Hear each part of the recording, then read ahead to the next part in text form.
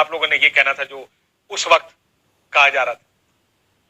अदालत ने ये फैसला सुना दिया है, आपका कप्तान भाग रहा है। जब फैसला उनकी मर्जी के मुताबिक ना आया तो जो अल्फाज इमरान नियाजी ने कहे वो रिकॉर्ड का हिस्सा है। सुप्रीम कोर्ट के फैसले की आप हुक्मदूरी कर रहे हैं। सुप्रीम कोर्ट की तौहीन न करें, इस मुल्क को एक रियासत रहने दें, ये जंगल लॉ नहीं है। और ये बहुत लंबी तारीख, मैं बहुत सारे कुछ सुना सकता हूँ, हमने अभी तो वक्त की कमी की वजह से इतने सारे सुनाए। अगर कहा जाता अदालत के बारे में 2 जज, बेंच फिक्सिंग, ये रल गए सारे, तो ये इस किस्म के बयान सुनने को मिलते। बेंच फिक्सिंग हो रही है या नहीं हो रही? जस्टिस इज्जत माब उमर अता बंदियाल साहब, सरगोदा के अवाम को पता है बेंच फिक्सिंग हो रही है, आपको क्यों पता नहीं है कि बेंच फिक्सिंग हो रही है? ये अदलिया और इदारों पे भी हमले कर रहा है। इदारे पे जो खतरनाक हमले किए उनको सियासत में घसीट रहे अदलिया को। इमरान नियाजी अपने जत्थों के जरिए इदारों पर हमले करके लोगों के साथ हमला आवर है अदालत के ऊपर। ये सब सुनने को मिलना था। कायरा साहब, आखिरी 2 जो मेरे फेवरेट है पर्सनल, ये फैशिस्ट है और इस पे आर्टिकल 6 लगना चाहिए, वो भी सुनो। आर्टिकल 6 लगेगा। आर्टिकल 6 के मुकदमा, आर्टिकल 6 का इन पे मुकदमा चलाएंगे। आर्टिकल 6 आर्टिकल 6 आर्टिकल 6 आर्टिकल 6 की खिलाफ वर्जी की है। आर्टिकल 6 आर्टिकल 6 का मुकदमा है। उन पर आर्टिकल 6 ही लगेगी। और फैशिस्ट तो होना ही चाहिए था। इसके फाशिस्ट इमरान खान, फैशिस्ट हुकूमत फैसिज्म की भी लिमिट्स क्रॉस कर चुके हैं। फाशिज्म की इंतहा है। फाशिज्म, ये जो फाशिज्म है ये जमहूरियत, फाशिज्म, डिक्टेटरशिप मुख्तलिफ अक़साम है। फाशिस्ट का, जालिम का, ये पाकिस्तान का हिटलर है।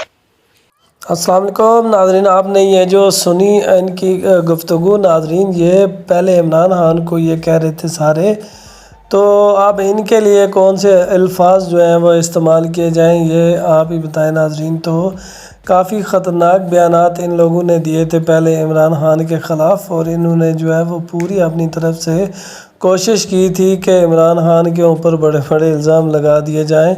आप देख सकते हैं नाज़रीन, ख्वाजा आसफ़, शहबाज शरीफ, मरीम नवाज़, बिलावल भुट्टो, मरियम औरंगज़ेब, शाहिद खान अब्बासी, कोई भी नहीं बचा जिसने इल्ज़ाम ना लगाए हो इन पे। तो ऐसे में नाज़रीन, अब जब PTI कोई बात कर रही है तो ये कह रहे हैं कि ये जो है ये दहशतगर्द हैं और ये तकसीम करने की कोशिश कर रहे हैं पाकिस्तान को। तो नाज़रीन, आज की गुफ्तगू जो है वो मैं आपको कमर ज़मान कायरा साहब की सुनाऊंगा। कमर ज़मान कायरा कोई मामूली इंसान नहीं है, ये काफ़ी सीनियर और काफ़ी पुराने जो है वो सियासतदान हैं और अपनी पार्टी के काफ़ी वफ़ादार हैं नाज़रीन। तो ऐसे में अब इनकी बातें भी उसी तरह की हैं। ये कह रहे हैं जी कि इलेक्शन नहीं हो सकते और 90 दिन जो है वो पूरे हो चुके हैं असम्बलियाँ वो किए हुए, तहलील किए हुए। तो ऐसे में अब ये भी इस बात को मुकर चुके हैं, इस बात से पूरी तरह से, कि पाकिस्तान में इलेक्शन जो है वो किसी सूरत भी नहीं हो सकते। तो नाज़रीन, अभी जो है वो कानून की जो पासदारी है वो हमेशा रहनी चाहिए और कानून के साथ इस तरह का मजाक नहीं करना चाहिए नाज़रीन। मैं आपको पहले भी बता चुका हूँ कि अगर एक पार्टी ने इलेक्शन मुलतवी करवा दिए तो आने वाली हुकूमतों को एक रास्ता मिल जाएगा और वो इसी बात को जवाज़ बनाएंगे और हमेशा यही कहेंगे कि हमारे पास पैसे नहीं हैं। और 8 अक्टूबर को नाज़रीन किस तरह से इलेक्शन करवाए जा सकते हैं, किसी को इन पे इस बात का भी भरोसा ही नहीं है कि 8 अक्टूबर को ये इलेक्शन करवाएंगे। तो इमरान खान ने भी नाज़रीन गुज़श्ता दिन को रात में जो इमरान खान ने वीडियो लिंक में ख़िताब किया उसमें उन्होंने बहुत ही अच्छी बातें की हैं जो मैं आपसे डिस्कस कर चुका हूँ नाज़रीन। अगर आपने अभी तक वो वीडियो नहीं देखी तो आप जाके देख सकते हैं।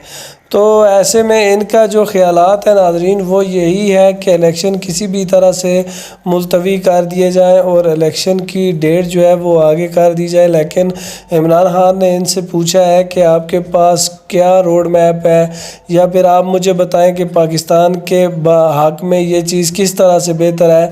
अगर मुझे आप इस बात का वो दे दें क्लीनेस के पाकिस्तान के लिए ये इलेक्शन जो है ये मफाद में 8 अक्टूबर को करवाए जाएंगे, तो ऐसे में मैं तैयार हूँ कुछ अपनी कुर्बानी जो है वो देने के लिए, और मैं इस बात के लिए एग्री हूँ कि आप बेशक 8 अक्टूबर को ये इलेक्शन करवा दें।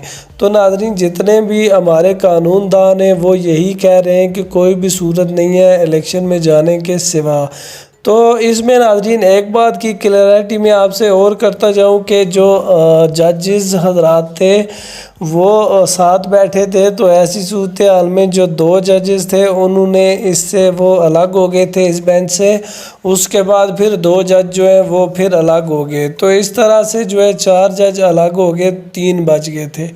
तो जो 5 जज बचे थे नाजरीन, 2 पहले अलग होने से उनका फ़ैसला जो है वो यही है, वो सारे इसी बात पे मुत्तफिक थे कि इलेक्शन किसी भी सूरत डिले या आगे नहीं किए जा सकते, क्योंकि पाकिस्तान के कानून में ही ऐसा नहीं है, ये इलेक्शन इसी तारीख को होंगे और इसके अलावा हमारे पास कोई भी ऑप्शन नहीं है। तो नाजरीन, कानून और आइन को मद्देनज़र रखते हुए जज साहब ने जो फ़ैसला किया है उसको पूरे पाकिस्तान को तस्लीम करना चाहिए, ना कि उसको जो है वो रद्द कर देना चाहिए। तो ऐसे में नाजरीन फिर अदालतों की क्या वक़्त रह जाती है, आप इस बात को अच्छी तरह से जानते हैं, और अदालतों की एहतराम जो है, अदालतों का अदब जो है वो बहुत ज़रूरी है, और ये तकरीबन तमाम जितने भी पाकिस्तानी हैं उनको करना चाहिए, और सब पे ये लागू है, और अदालतें सब की हैं नाजरीन, तो सब को इन पे एतबार और सब को इनके फ़ैसले जो हैं उनको तस्लीम करना चाहिए। तो नाजरीन, आप कमर ज़मान कायरा साहब की गुफ्तगू सुने और उसके बाद आपकी जो राय है नाजरीन वो मुझे अपने कमेंट सेक्शन में ज़रूर बताइएगा, और नाजरीन अपना ढेर सारा ख्याल रखिएगा। सुने ये वाली इनकी जो गुफ्तगू है वो जाते हैं, कुछ में उनकी राय अदालत मान लेती है, कुछ में नहीं मानती, कुछ में उनकी राय कुछ में नहीं होती। आपके सारे आईनी माहिरीन क्यों आपके खिलाफ हैं? कोई आईनी माहिर खिलाफ नहीं है।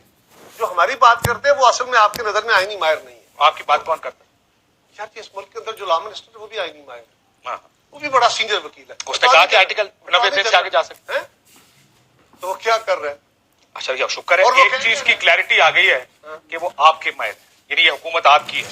आप ये नहीं अब कह सकते कि हम इसका हिस्सा नहीं। किसने कहा? चांद साहब यहाँ पिछले हफ्ते बैठ के कह रहे थे। यार, मैं सुन के थक गया। काशिफ, एक बात हम नहीं जी, ये तो पीएमएलएन की हुकूमत है। काशिफ, देखो, पहली बात, अभी आपने मोहसिन शाहनवाज की खबर सुनाई, अभी आप चंद साहब का कह रहे हो, कल मेरा कहोगे। एक बात याद रखना, मैं अपनी जाती हैसियत में यहाँ बैठा हूँ, मैं अपनी नहीं, आप जमात की हैसियत में बैठे। आई एम सॉरी, अगर मैंने जमात की हैसियत से बैठना हो ना तो उसका तरीका कार और होता है। आप मुझे पहले एजेंडा या अपने सवाल भेजेंगे, मैं अपनी जमात से पहले क्लियरेंस दूंगा कि इन सवालों के ऊपर मेरा ये मौकफ होना चाहिए। जमाती मौकफ उस तरह आता है। ये किसने आपको कह दिया? यहाँ हम अपने मौकफ अपनी जमात की आरा के मुताबिक दे रहे होते हैं। मेरे यहाँ के ठहरो, मैं बताता हूँ। नहीं, ब्रेकिंग न्यूज नहीं है। कमर ज़मान कायरा साहब अपना व्यू देते हैं, जमात का नहीं देते। नहीं, मैं अपनी आपने जहाँ पे अपना और जमात का अलहदा करना, आप ये भी कह सकते हैं मुझे जमात का पता नहीं है। ये अक्सर लोग यहाँ करते हैं। मैं आपको अपना जाती मौक़िफ़ बता दूं, समझाने लगा हूँ। समझ कि जमातों के मौक़िफ़ किस तरह किए जाते। जमात का मौक़िफ़ ये होता है कि आपने मुझे बुलाया, मुझे तो नहीं पता कौन सा सवाल आपने करना, मैं तो आके बैठा हूँ, आपने सवाल शुरू कर दिए। अब एक ऐसा सवाल आ गया जिसके ऊपर मेरी जमात का मौक़िफ़ मुझे इल्म नहीं है, तो कहते नहीं।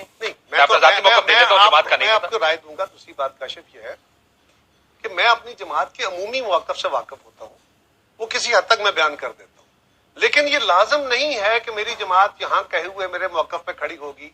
जमात का मौक़िफ़ वो होगा जो सीसी बयान करेगी। जमात का मौक़िफ़ वो हो जाएगा बाय एंड लार्ज हमारी लीडरशिप बयान करेगी। क्या बिलावल साहब इस हुकूमत के साथ हैं?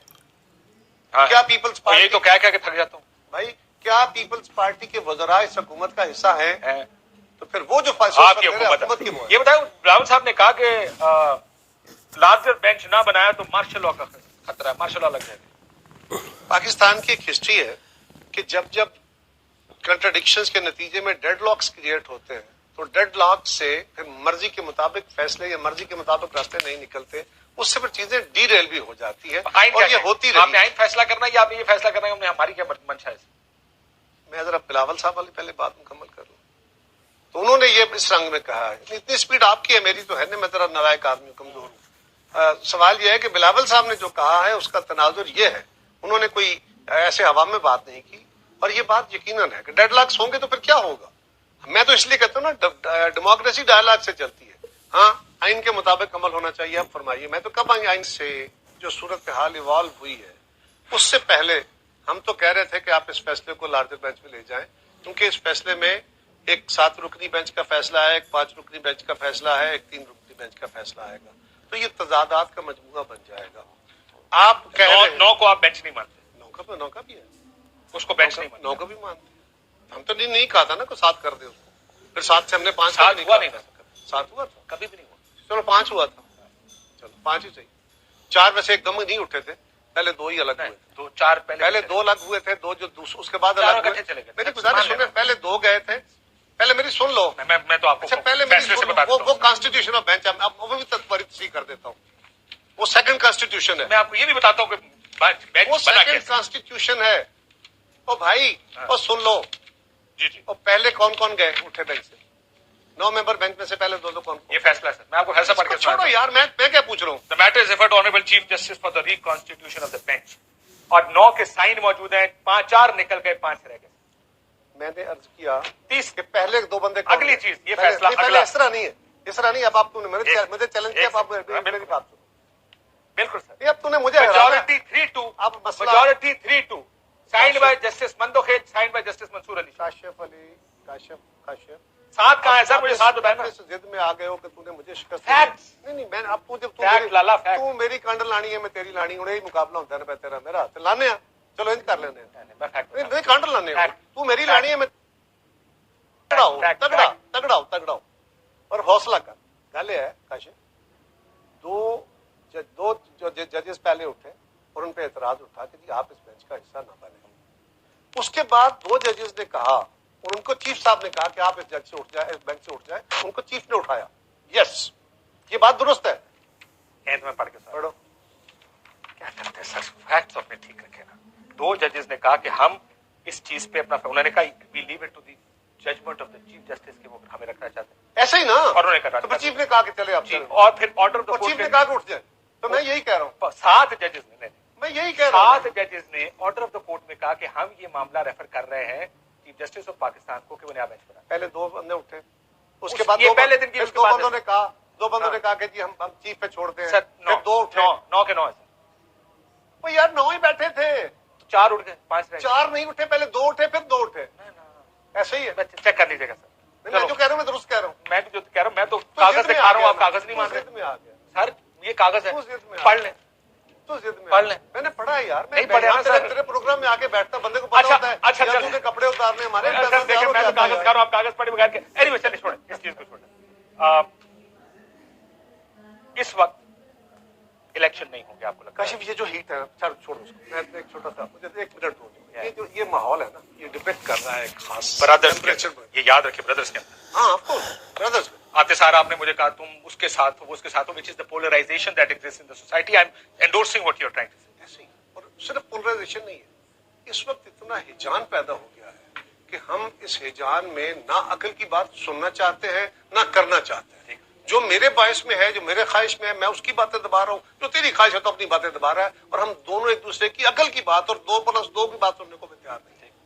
और हम इसी शिकस्त और फतह के चक्कर में यहाँ बैठे हुए भी कर रहे हैं, यही काम अदालतों में हो रहा है, यही अदालत पार्लियामेंट में हो रहा है, यही हर जगह है। और इस हिजान ने हमें इस बर्बादी में उतार दिया है। मैं पिछले 6 महीने से ये गुजारिश कर रहा था कि यार खुदा के लिए थोड़ा सांस लो, ठंडे हो जाओ और इस मामले पर जरा तहम्मुल से फैसला करो। एक चीज आपने सियासी इस अमल से, एक आईनी तकाजा है, पूरा होना चाहिए, कोई दूसरी राय नहीं। और वो आईनी तकाजा वैसे गुजर गया, 90 डेज गुजर गए, अब तो 100 से भी ज्यादा दिन गुजरेंगे। अर्ज ये है कि मैं ये भी नहीं कह रहा, मैं तो ये कह रहा हूं कि आपने सियासी अमल के जरिए लोगों की राय लेनी है और आपकी इस्तेहकाम के नतीजे में मुआशी इस्तेहकाम आ जाए। इमरान खान साहब ने ये 2 असम्बलियां इसलिए तोड़वाई कि मैं मुल्क में इलेक्शन कराने की पोजीशन में आ जाऊं, इसलिए नहीं तोड़वाई कि दोनों असम्बलियां चल नहीं सकती, इसलिए नहीं तोड़वाई कि दोनों की गवर्नमेंट नहीं चल रही। नहीं, पॉलिटिकल स्ट्रेटेजी ये नहीं होती है। इट्स अ रॉन्ग स्ट्रेटेजी मेरे ख्याल में। आप लोग लॉन्ग मार्च लेकर आए थे, मेरे ख्याल में long march is a struggle. असेंबलियां तोड़वाने के लिए, असम्बलियां तोड़ने के लिए नहीं। बिलावल की डिमांड में चल सुना देता हूँ, क्या बिलावल ने इस्तीफे मांगे, असेंबली डिसॉल्व करने का कहा, नए इलेक्शन मांगे। हमने स्ट्रैटेजी। अच्छा नए इलेक्शन मांगे ना, नए इलेक्शन हम उस गवर्नमेंट से मांग रहे थे, असेंबलियां तोड़ने की बात हम नहीं कर रहे थे। लेकिन मेरे असेंबली टूटे अच्छा, बगैर चलो। चाचू कैसे नवा भाई इलेक्शन भाई अगला बंदा खुद बैठ के हमसे मुज़ाकरात करके बात करता ना, इन्फोर्स तो ना करता। अच्छा 2 असेंबलियां आपने तोड़ ली, आपने इसलिए तोड़ी कि हम मुल्क के अंदर इंतखाबात करा देंगे। मैं जो यही बात कर रहा हूँ कि मुझे 1 मिनट सिर्फ दे इसको दो, ठीक करने की 1 मिनट सिर्फ दे दो, बहुत जरूरत है यार। मैं इसी के लिए बात करना चाहता हूँ। मैं इसे जान से निकलने के लिए जो मैं जिसमें मैं और आप ही फंस गए यार वैसे आप निकलने एक की काम कोशिश करो, मैं पूरा प्रोग्राम ताड़े नाल ही कर लेना, देख लेना, इससे भी निकलने की देख कोशिश लेते हो फिर कर लेना। कर लेना। लेकिन इसमें जाने से पहले एक टेक्निकल चीज, ये हाईकोर्ट का फैसला, जैसे मैं पहले कह रहा था, एक चीज पे सब कहते हैं गुंजाइश नहीं, वो इलेक्शन 90 दिन की। उन्होंने कहा नो लेटर उससे गुजर चुका है ना। नहीं सर, ये वो कह सबका रहा हूं,